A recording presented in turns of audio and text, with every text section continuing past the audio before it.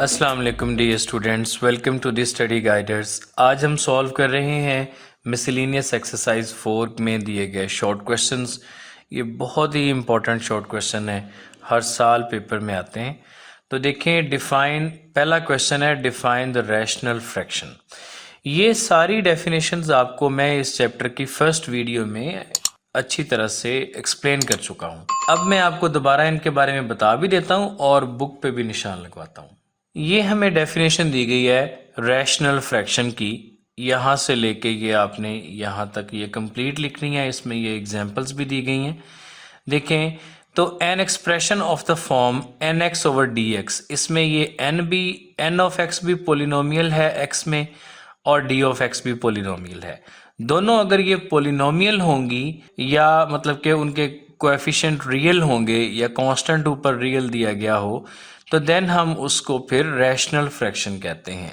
उनकी ये दो यहाँ पे एग्जांपल दी गई हैं। उसके बाद नेक्स्ट क्वेश्चन है कि व्हाट इज प्रॉपर फ्रैक्शन। तो प्रॉपर फ्रैक्शन की भी यहाँ पे डेफिनेशन दी गई है कि अगर कोई रैशनल फ्रैक्शन हो और उसमें जो एन ऑफ एक्स है, यानी ऊपर जो न्यूमरेटर है, उसकी डिग्री जो है वो लेस देन हो डिग्री ऑफ द डिनोमिनेटर से, यानी ऊपर डिग्री कम हो तो उसको हम प्रॉपर फ्रैक्शन कहते हैं। तो यहाँ पे साथ इसकी एग्जांपल भी दी गई हैं, इनको भी आपने शामिल करके यहाँ तक इसका आंसर लिखना है। उसके बाद है व्हाट इज इम्प्रॉपर फ्रैक्शन। तो इम्प्रॉपर फ्रैक्शन भी ये देखें साथ ही यहाँ पे दी गई है कि अ रैशनल फ्रैक्शन, यहाँ से लेके नंबर 3, जिसमें जो न्यूमरेटर होगा उसकी डिग्री इक्वल होगी डिनोमिनेटर से या ग्रेटर देन होगी, यानी कि ग्रेटर देन और equal to the degree of the D X, यानी कि डिनोमिनेटर, तो फिर वो उसको हम कहते हैं इम्प्रॉपर। देखें पहली एग्जांपल में यहाँ पे x की जो डिग्री है वो 1 है और डिनोमिनेटर में भी x की डिग्री 1 है, तो ये इक्वल डिग्री वाली हुई, लिहाजा ये भी इम्प्रॉपर है। और सेकंड में भी, सेकंड एग्जांपल में भी इसकी डिग्री 2 दी गई है, न्यूमरेटर में भी और डिनोमिनेटर में भी। थर्ड वाली एग्जांपल में देखें, यहाँ पे ये इसकी डिग्री 4 दी गई है और डिनोमिनेटर में डिग्री 3 है, तो ये देखें न्यूमरेटर की डिग्री ग्रेटर है, लिहाजा ये भी है कि इम्प्रॉपर फ्रैक्शन है। तो यहाँ तक आपने इसको ये सॉल्व करना है, तो यहाँ तक आपने इसका लिखना है जी। नेक्स्ट क्वेश्चन है व्हाट आर पार्शियल फ्रैक्शंस। तो बच्चों ये मैं आपको समझा चुका हूँ कि अगर हम कुछ फ्रैक्शंस को ऐड करें और उनको ऐड करने पे एक फ्रैक्शन आ जाए तो जिनको हम ऐड कर रहे हैं वो पार्शियल फ्रैक्शंस होती हैं और जो उसका आंसर आता है सिंगल फ्रैक्शन वो रिजल्टेंट फ्रैक्शन होती है। तो इसका आंसर यहाँ से लेके लिखा जा सकता है। अब इसमें इसने जो एग्जांपल्स दी हैं, आप इसकी बजाय कोई सिंपल एग्जांपल भी लिख सकते हैं। अभी आपको मैं बुक पे निशान लगवाता हूँ, फिर आपको मैं इसकी एक सिंपल एग्जांपल भी बता देता हूँ। देखें ये यहाँ से लेके आपने बच्चों यहाँ तक लिखना है। इसमें लिखा हुआ है कि the single fraction is simplified form of the given fraction, यानी कि ये कुछ फ्रैक्शंस की सिंप्लीफाइड फॉर्म होती है जो एक सिंगल फ्रैक्शन हो, और इस सिंगल फ्रैक्शन को कहते हैं रिजल्टेंट फ्रैक्शन। और जो गिवन फ्रैक्शंस हैं जिनको ऐड करके ये सिंगल फ्रैक्शन आई होती है, उन फ्रैक्शंस को हम कहते हैं कि ये उनकी पार्शियल फ्रैक्शंस हैं। इनको कंपोनेंट फ्रैक्शंस भी कहते हैं या पार्शियल फ्रैक्शंस भी कहते हैं। अच्छा, तो चलें अब मैं आपको बताता हूं कि इसकी सिंपल एग्जांपल आप कौन सी, अगर ये आपको याद नहीं रहती तो आप कौन सी लिख सकते हैं। देखिए बच्चे, हम क्वेश्चन नंबर 5 को सॉल्व करने लगे हैं। तो इसमें जो यहाँ पे ये हमें फ्रैक्शन दी गई है ना, ये वाली, ठीक है, इसको आप सिंगल फ्रैक्शन की एग्जांपल में लिख सकते हैं और जो इसका आंसर आएगा ना, आप उसको उसकी पार्शियल फ्रैक्शन की एग्जांपल में लिख सकते हैं। या मौके पे आप कोई भी फ्रैक्शन जो है, दो फ्रैक्शन सादा सादा सी लें, सिंपल सी लें और उनको ऐड करके एक सिंगल फ्रैक्शन बना लें, और जिनको ऐड कर रहे हैं उनको आप पार्शियल फ्रैक्शन के तौर पे बता दीजिए। तो अब हम सॉल्व करते हैं इसका शॉर्ट क्वेश्चन नंबर 5। उसने कहा है कि how can we make partial fractions of this given fraction. तो बहुत ही इजी है, क्योंकि ये देखें ये x-2 ओवर दोनों फैक्टर जो है ना वो लीनियर दिए गए हैं। तो फिर हम इसको सिंपली लिखेंगे a ओवर x+2 और plus b over x plus three, बिल्कुल एक्सरसाइज 4.1 के क्वेश्चंस की तरह। अब हमने नेक्स्ट स्टेप में लेफ्ट साइड को तो एज इट इज़ ही लिखना है और राइट साइड का हमने लेना है एलसीएम। तो ये x plus two into x plus three आ जाएगा और a के साथ आएगा x प्लस थ्री और b के साथ आएगा x प्लस टू। डिनोमिनेटर्स हो जाएंगे कैंसल आउट और इक्वेशन बन जाएगी x minus two is equal to a into x plus three plus b into x plus two. ठीक है, इसको इक्वेशन नंबर 1 और इसको इक्वेशन नंबर 2 कहते हैं। और अभी हम इसको कहते हैं, देखें यहाँ पे जो दोनों हमारे पास फैक्टर्स मौजूद है ना, linear factors x plus three और x प्लस टू, इनको बारी बारी ज़ीरो के इक्वल लेना है। तो अब देखें, let x plus three is equal to zero, यहाँ से x is equal to negative three, इसको हम पुट करते हैं 2 में। तो ये देखें, negative three minus two is equal to, ये a वाला फैक्टर तो ज़ीरो हो जाएगा क्योंकि हमने x प्लस थ्री को ज़ीरो पुट किया हुआ है, और दूसरे में b into negative three plus two, यानी ये negative five is equal to negative b और b is equal to five. ये एक वैल्यू आ गई b की। अब इसी तरह से हम पुट करते हैं इसकी value. Now let x plus two is equal to zero, यहाँ से x is equal to minus two आएगा और इसको हम पुट करेंगे इक्वेशन नंबर 2 में, तो वो बन जाएगी। अब ये वैल्यू माइनस टू पुट करनी है, तो ये minus two is equal to a into minus two plus three और प्लस b वाला ज़ीरो, ये minus four is equal to a या a is equal to minus four. ये दूसरी वैल्यू आ गई बच्चों इसकी। तो फिर अब इक्वेशन नंबर 1 में ये दोनों वैल्यूज पुट कर देते हैं, तो इससे इसकी पार्शियल फ्रैक्शंस आ जाएंगी। x minus to over x plus two into x plus three, ये है इसकी सिंगल फ्रैक्शन, और ये a over x plus to था और a की वैल्यू आई है नेगेटिव फोर, तो ये negative four over x plus two plus b की वैल्यू फाइव है, तो ये five over x plus three. ले जी, यही इसका आंसर है जी। नंबर 6 में दिया गया है कि resolve 1 over x square minus one into partial fractions. तो बच्चों, ये 1 over x square minus one जो है, इसको हम फैक्टराइज कर सकते हैं 1 over x plus one into x minus one में, और इसकी पार्शियल फ्रैक्शंस लिख सकते हैं a over x plus one plus b over x minus one. ठीक है, इसको इक्वेशन नंबर 1 कहते हैं। और एलसीएम लेते हैं तो ये 1 over x plus one into x minus one जो है वो इक्वल आ जाएगा, एलसीएम इनका यही x plus one into x minus one आएगा, और a के साथ x माइनस वन मल्टीप्लाई होगा और b के साथ x प्लस वन मल्टीप्लाई होगा। करेंगे डिनोमिनेटर्स को कैंसिल, तो इक्वेशन हमारे पास बच जाएगी 1 is equal to a into x minus one plus b into x plus one. इसको इक्वेशन नंबर 2 कह देंगे। और अब हमने पहले x माइनस वन को लेट कर लेना है, x minus one is equal to zero, यहाँ से x is equal to one आ जाएगा और इसको हम पुट कर देंगे 2 में। तो जब 2 में पुट करेंगे x is equal to one, तो 1 इज इक्वल टू, ये x माइनस वन वाला तो हो गया ज़ीरो, और ये b into one plus one. तो यहाँ से देखें 1 is equal to two B आ जाएगा, या b is equal to one over two. ये एक वैल्यू b की आ गई। और अब हम इसी तरह से दूसरी वैल्यू निकाल लेते हैं। हम कहते हैं कि let x plus one is equal to zero, यहाँ से x की वैल्यू नेगेटिव वन आ जाएगी और इसको हम पुट कर देंगे इक्वेशन नंबर 2 के अंदर, तो जो बन जाएगी 1 is equal to a into, अब देखें x की वैल्यू माइनस वन है, तो माइनस वन प्लस ये ज़ीरो हो जाएगा, यहाँ से 1 is equal to negative two a, या फिर a जो है वो नेगेटिव वन ओवर टू, ये a की वैल्यू आ गई। अब दोनों वैल्यूज़ को हमने इक्वेशन नंबर 1 में पुट करना है। ठीक है जी, put values of a and b into, we have जो 1 ओवर स्क्वायर माइनस वन था वो आया a/x+1 हमने लिखा था, तो a की वैल्यू है -1/2, तो ये बन जाएगा -1/2 इंटू x+1, और प्लस b की वैल्यू आई है 1/2, तो वो आ जाएगा 1/2 इंटू x-1। लें जी, ये इसका आंसर है। बच्चों ये शॉर्ट क्वेश्चन के तौर पे आते हैं, ये आपने याद रखना है। तो इसका नंबर 7 भी उसी तरह से ही है कि उसमें हमने 3/x+1 इंटू x-1 की पार्शियल फ्रैक्शंस फाइंड करनी है।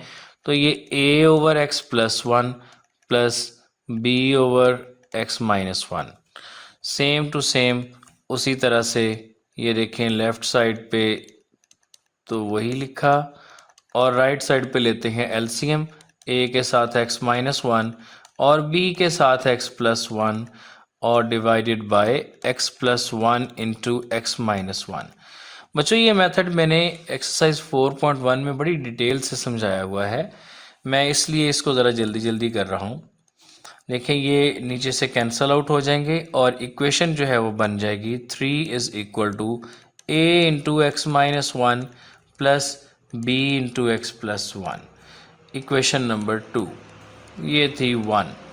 तो अब हमने क्या करना है, अब हमने इसको कहना है कि late x-1 is equal to 0, तो देन यहाँ से x इज इक्वल टू 1 आ जाएगा, और इसको हमने पुट करना है इक्वेशन नंबर 2 में, तो वो बन जाएगी हमारे पास 3 इज इक्वल टू, ये जो x-1 वाला फैक्टर है ये हो जाएगा 0, और ये b इंटू 1+1, तो यहाँ से b की वैल्यू जो है वो आ जाएगी फिर 3/2। इसी तरह से अब हम x+1 को 0 के इक्वल लेंगे, तो यहाँ से x इज इक्वल टू -1 आएगा, और उसको हम पुट करेंगे इक्वेशन नंबर 2 में, तो फिर ये 3 इज इक्वल टू, अब चूंकि x+1 वाले फैक्टर को 0 लिया गया है, तो वो 0 b वाला जो है वो फैक्टर वो 0 हो जाएगा, और ये 3 is equal to a into